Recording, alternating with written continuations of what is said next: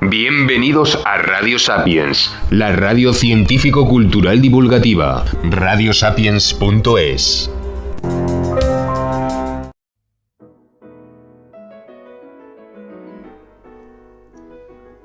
El gran teatro estalló en aplausos. Teresa se llevó ambas manos al regazo y realizó una discreta reverencia. Todo el mundo sabía de su timidez.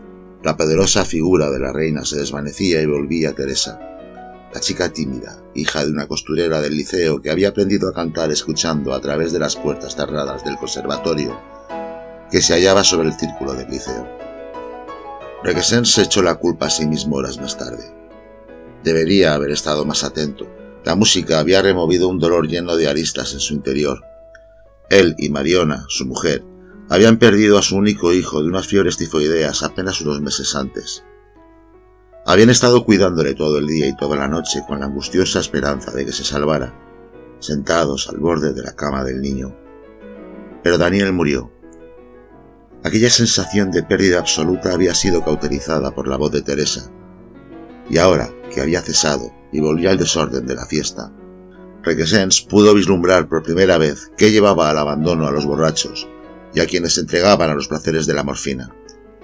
Cuando su mente repasó los acontecimientos de aquella noche, no pudo cuantificar cuánto tiempo pasó en ese estado. Media hora, 3/4 tal vez.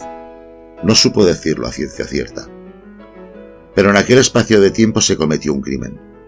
Alguien, uno de los propietarios, se quejó de que el telón estuviera bajado. La queja prendió en otro propietario y luego en otro, y pronto se convirtió en un clamor. Eran los dueños del teatro. Tenían derecho a bailar y a reír con el fondo de aquel maravilloso escenario. El clamor se convirtió en una exigencia.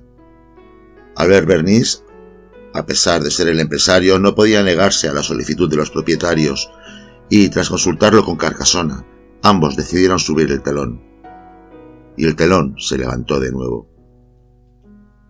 Un suspiro de incredulidad y exaltación se elevó en el liceo. La diadema de Catalina de Rusia refulgía bajo las luces. Durante unos segundos todos se quedaron mirando aquella figura cruelmente expuesta. Victoria de Cardona yacía muerta, tendida en el catafalco en el que antes había estado Dido. Su rostro mostraba un rictus extraño, como si no hubiera podido acabar de hacer algo que se había propuesto, algo de vital importancia. Los habitantes de aquella Barcelona, que a pesar de todas sus veleidades cosmopolitas, en realidad seguía siendo una ciudad pequeña, conservadora y formal, se miraron los unos a los otros entre la sorpresa y el pasmo. Aquella sociedad que temía más a un escándalo que a una enfermedad y que valoraba más una conducta decente que el coraje y que consideraba que no había nada de peor educación que una escena melodramática, descubrió con horror a aquella mujer que tenía a Barcelona a sus pies, a la desposeída hija de un ayudante de veterinaria, expuesta como jamás lo hubiera permitido en vida. Ninguna dama se desmayó porque lo que estaba sucediendo iba más allá de lo concebible. Un hombre mayor salió corriendo de entre los bastidores y con agilidad, a pesar de su edad, subió por aquel catafalco, se arrodilló y tomó el pulso a Victoria. Requesens se arrancó la máscara, echó a correr, apartó sin miramientos a quienes se cruzaban en su camino y de un salto llegó hasta el escenario. «Soy el inspector Requesens, que nadie se mueva». Nadie lo hizo. Alguien había tomado por fin el control, y aquella sociedad era proclive a seguir órdenes. «¿Quién es usted?», preguntó Requesens, aunque por las maniobras que realizaba ya imaginó que era médico. «Soy el médico titular del liceo y de la familia, el doctor Faliu». El médico empezó a realizar una valoración del cadáver y al palpar la cabeza notó un tacto húmedo y esponjoso. «Tiene una herida en la cabeza a la altura del temporal». Al retirar la mano vieron que tenía los dedos manchados de sangre. El inspector Requesens y el doctor Feliu se miraron y reconocieron el uno en el otro que los dos sabían de qué se trataba. «Ha sido asesinada», dijo el doctor. Entonces alguien exclamó: «¡La han asesinado!». Y una voz femenina gritó: «¡La han dejado ahí para que la veamos todos!». Un grupo empezó a realizar disimuladas maniobras para llegar a la puerta. A aquella sociedad le gustaba obedecer, pero todavía más salvar el pellejo.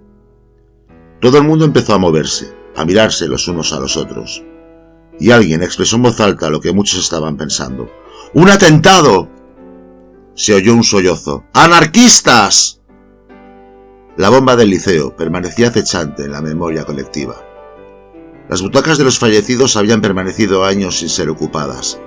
Muchos preferían elegir la izquierda que la derecha, pues allí había sido donde habían caído las bombas. Tal vez hubiera entre ellos un nuevo Santiago Salvador, otro anarquista, y qué mejor ocasión que aquella en la que disfraces y máscaras ofrecían un anonimato consentido. El año anterior, Barcelona había quedado sumida en atentados de dudoso origen. Dos hombres entraron rápidamente en el escenario desde las bambalinas, Albert Bernis y Francisco Carcasona, ambos con caras atribuladas. A Victoria le faltaba un guante, y la mano desnuda aferraba algo de un color rojo oscuro e intenso que parecía tener una pulsación propia. El doctor Feliu abrió con cuidado los dedos y vio que sujetaban una alhaja. Perplejo dijo: «Dios mío, es el rubí de los Cardona. Hace años que se creía desaparecido». Requesens miró alrededor. No había sangre. La zona del catafalco, que no era visible para el público, tenía una escalera para que Teresa pudiera descender de ella con facilidad una vez acabada la obra. Más allá se encontraba el gran lienzo de la escenografía. Requesens miró hacia uno y otro lado y hacia arriba. No había nada que indicara que alguien pudiera estar escondido, esperando para actuar de nuevo. El cadáver de Victoria se hallaba en una posición respetuosa e incluso la falda parecía haber sido doblada con cuidado. No tenía sentido. La gente se dirigía hacia las puertas y a pesar de que Requesens había ordenado que no se moviera nadie, el murmullo de los pasos era imparable. El hombre vestido de bruja estrafalaria apareció también en el escenario junto a los Jaumet, vestido de arlequín, y aquello no hizo más que aumentar la realidad de lo que estaba sucediendo. Los Jaumet empezó a santiguarse. Manolo Martínez se quitó el sombrero de 3 picos y dejó ver un cabello gris, corto, muy corto. La mirada de rabia. De «es imposible que esto esté pasando». Albert Bernis se mostraba tembloroso, desasosegado, con la irritada expectación de quien se había excluido de una fiesta celebrada en uno de sus propios dominios.